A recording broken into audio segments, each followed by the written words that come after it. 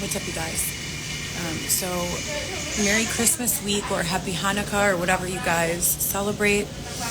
I'm huge. I'll show you.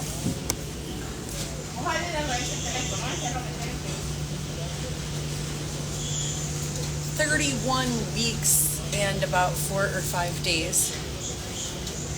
So, we're very pregnant. Another request for shelter has been closed without placement or offering any sort of options.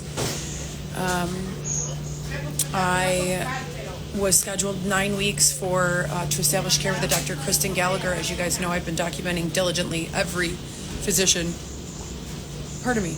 who's either refused me health care or done something else that's unethical, that was probably and could be tied into all of these other cases, beginning at the release of Dylan Smith from the IDOC, inmate number Y12173 in 2019. To say that I filed 100 police reports would be an understatement. Human rights? What human rights, right? So we waited 8 weeks for this appointment with Dr. Kristen Gallagher at Amita Health. The appointment was scheduled for this Monday, yesterday. Last week, Wednesday, I received a voicemail approximately 4 p.m. stating that someone from the office needed to talk to me about the details of my appointment. Called back that same night. There's no answering service. The phone number is not registered legally to any doctor's NPI number. So I got suspicious. My background, as you guys all know, is medical law and ethics. So I've been finding myself in situations where there's something nefarious going on. Wherever I'm funneled into, there's usually something nefarious going on, and I don't want to know, and I don't want to be a part of it. Unfortunately, this is just where they've put me. So I don't really have much of a choice. I show up at the appointment even though they left me that voicemail, and I called back several times. Friday, I spoke with a man, Josh, who claims to be the office manager for the practice. When I went in on Monday and spoke with front desk agent Brianna, she said that the office manager was a woman. So there's a lot of mixed signals going on. No one really knows what's going on, but they're not following the laws.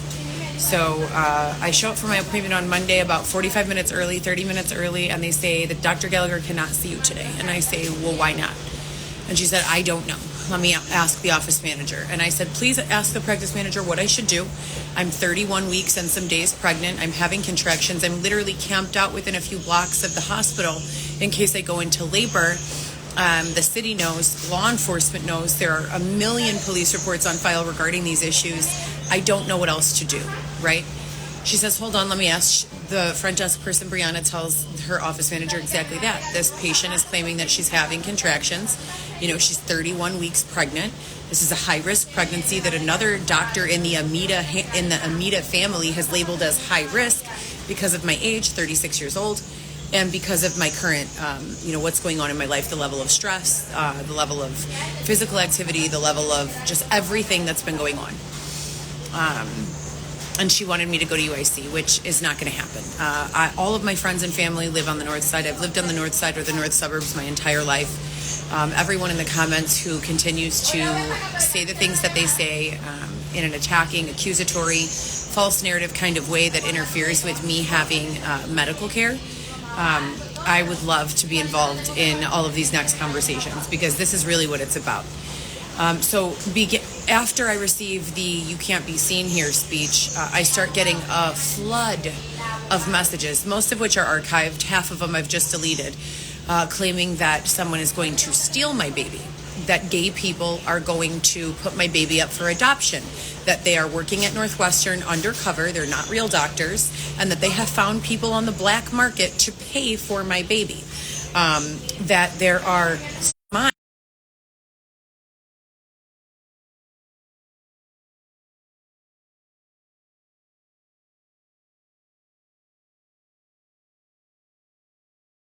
I need to, same with the twins, give them my children off the record is essentially what they're asking for. And I'm freaking out saying absolutely not, documenting every step of the way, making sure my doctors are documented and everywhere I've gone is documented so that no one can come into the hospital and try to steal my baby as a newborn, right?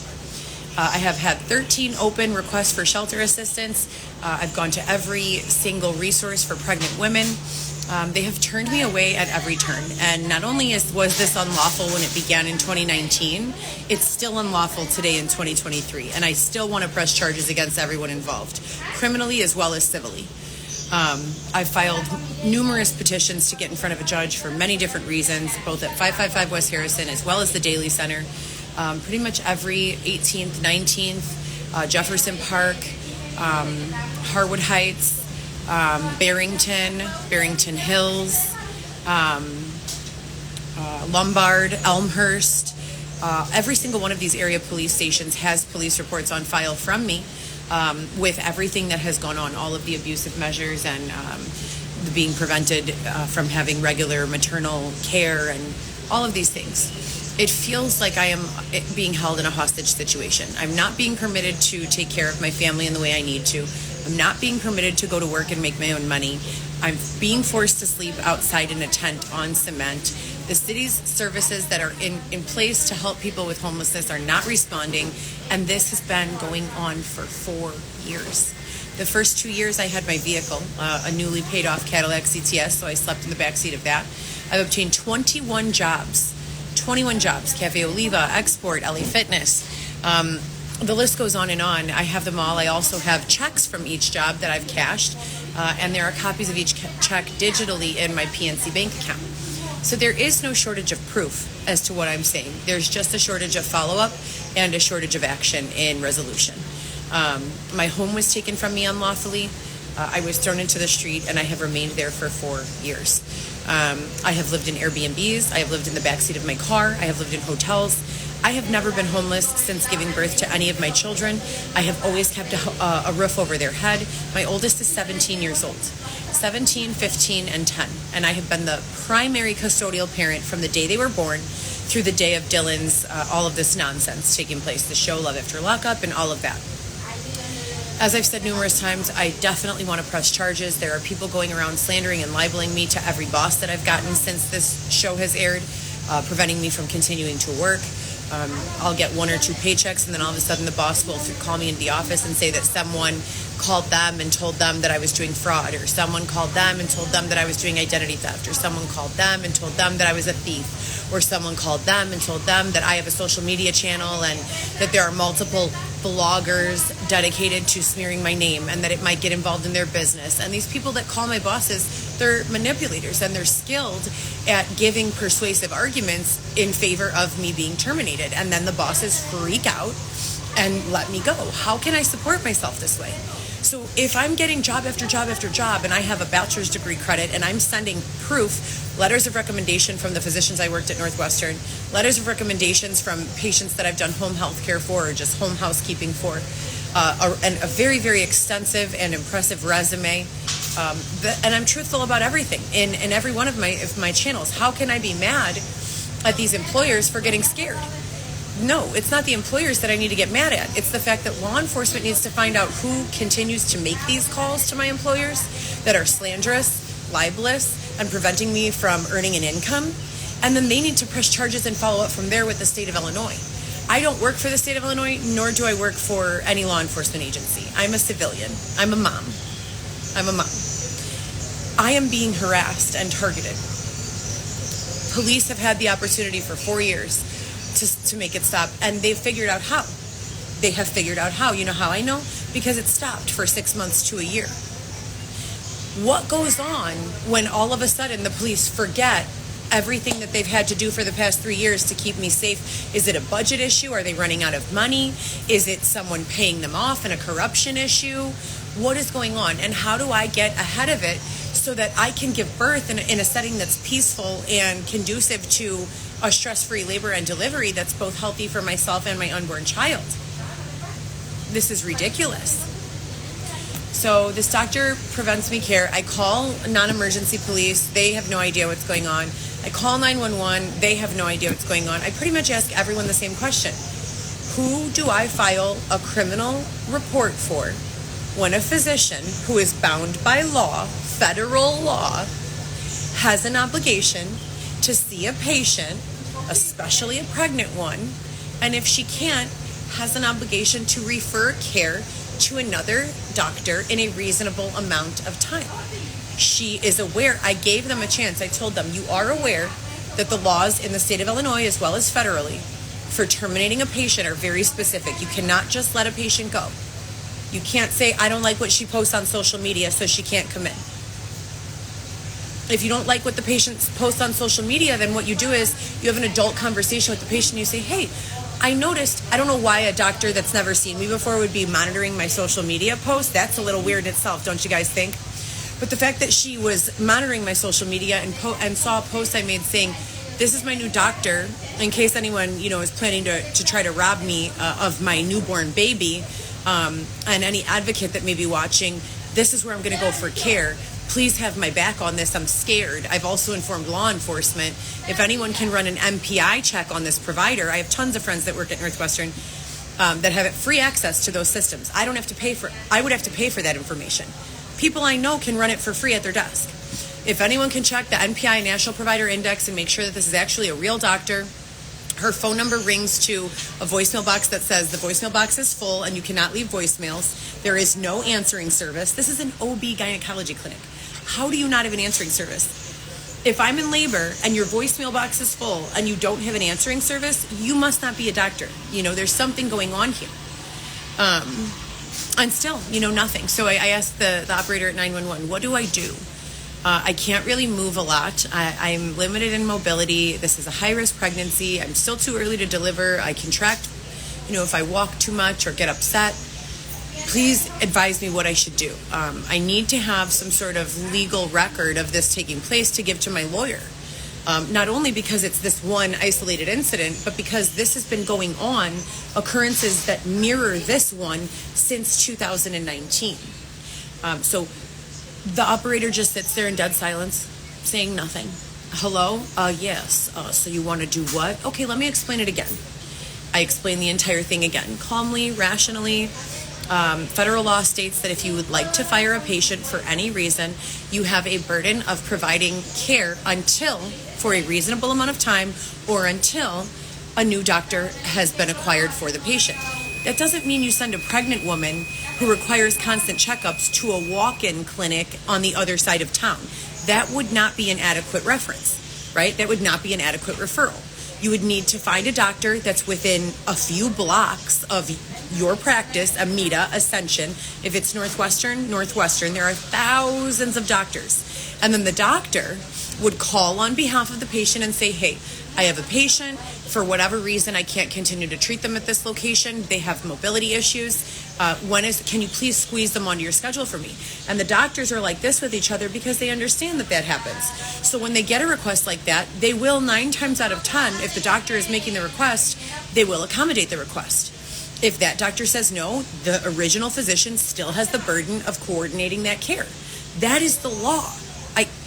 Medical malpractice insurance will not cover a physician who knows the law and chooses, to go against it. That would be out of that physician's pocket. So I give them all this information and I'm telling them, look, I'm a regular patient. I'm pregnant. I have 3 children. I'm very easygoing.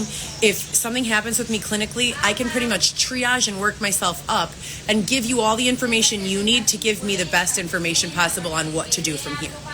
I'm a great patient.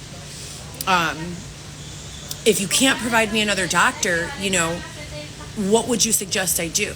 Well, they never let me get through to the physician. They send some customer advocate to call me. And as I said, make some reference to a free community clinic that doesn't even exist. They're not even real. And they're most certainly not going to monitor a pregnancy at 31 weeks pregnant. I'm not going to walk to the west side of Chicago at this stage of my pregnancy and ask a free clinic to monitor me. It makes no sense. So that's what I did today, and we're in the laundromat.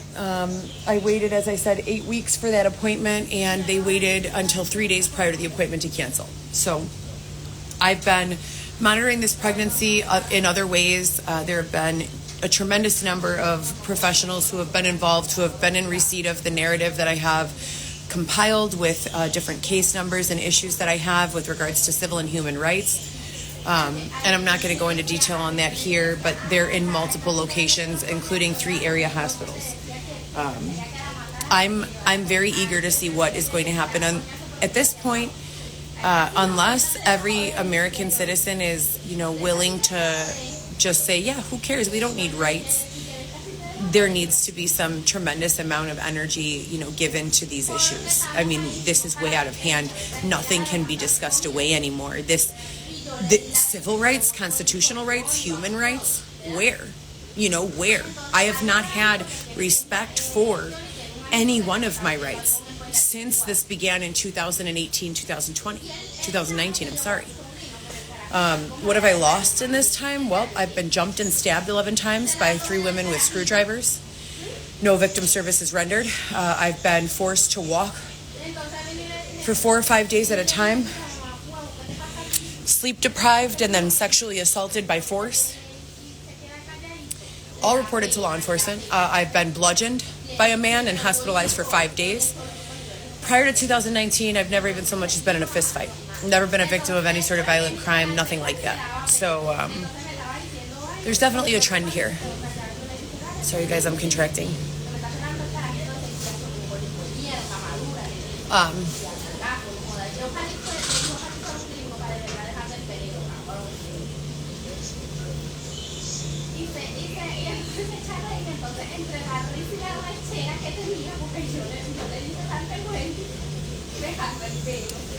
I can't take it anymore. They need to do what the fuck they're gonna do or get out of my way and let me take care of myself. There is nothing wrong with me. Everyone perpetuating these false narratives in the comments, I want charged. I would like to press charges, criminally, civilly, all of the above. So another FTR. Nothing has been done to resolve any of these issues. These are 4 years and counting. I miss my children. I want to get home to them. I've not given my permission, nor have I been willing to participate in any of this drama. It's not my fucking problem. I don't want anything to do with it. My problem right now is the fact that I'm in my 3rd trimester of pregnancy and doctors are refusing to see me. That's my problem right now. My problem right now is that people are following us, harassing us online and in person, stealing from us, raping us, beating us, and this is a collective summary since 2019. So the last time I was assaulted was I was 14 weeks pregnant and I was asleep near the Gwen Hotel inside of my tent with a lock on the door, and a man ripped the whole entire front panel off of the tent and kicked me and stomped on my face. I had an ultrasound at Northwestern to confirm that the baby was okay and he was fine. All of this is documented thoroughly. I need resolutions and I need them pretty quickly. Christmas is this week. I'm going to go drop off gifts to my big kids. We're going to take the bus, and we found someone who said that we could tie up our belongings near one of their personal spaces at the yacht club so that we could get on the bus, because unless we have that assistance, we can't even board the bus with all of our belongings. Still have not received any refund from Safe Store, who robbed me of $74. I paid for a storage for an entire month, and the following morning they revoked access entirely, $74. U-Haul down the street did the exact same thing. I paid for the storage. About 6 hours later, attempted to access my belongings and was denied access. None of them have refunded my money. And like I said, this is just off the top of my head in this exhausted pile of bullshit that you've left me in. I have everything written down in great detail. There are lawsuits at every step of the way. I want to be with my children in my own home. I'm about to go into labor. If I have the baby today, then what? The city has services in place that are not death traps for people like myself who don't have drug issues, who don't have mental health issues, who are good parents, who are educated, who are willing to work. Why are none of them being offered? And why are all of our resources going towards helping only people who have drug issues and mental health issues? What about the rest of us? What about me? Where am I supposed to go? What am I supposed to do? And how do I, as I've said so many times, explain any of what's been going on to my children or your children? You think my kids don't go to school? You think that other kids don't catch wind of what's going on? You think that all of the hundreds of thousands of people that I've informed about this situation don't have family and children, and that it's not discussed? It is. So what do I tell my children so that they keep their faith in the United States government and the policing system and the emergency response system when they just see their mother in the street for going on 4 years, having done nothing to deserve it, not having a drug issue, being attentive and loving and caring, calling numerous times a day to make sure they're okay? How do I explain to my kids that this is happening? What do I say to my little children, 10, 15, and 17, to make any of this make sense?